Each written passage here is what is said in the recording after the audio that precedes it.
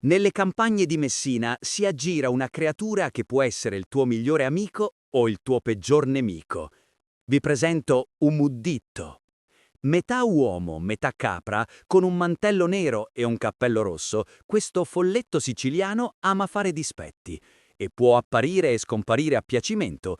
Ma attenti, se lo infastidite, la sua vendetta può essere mortale.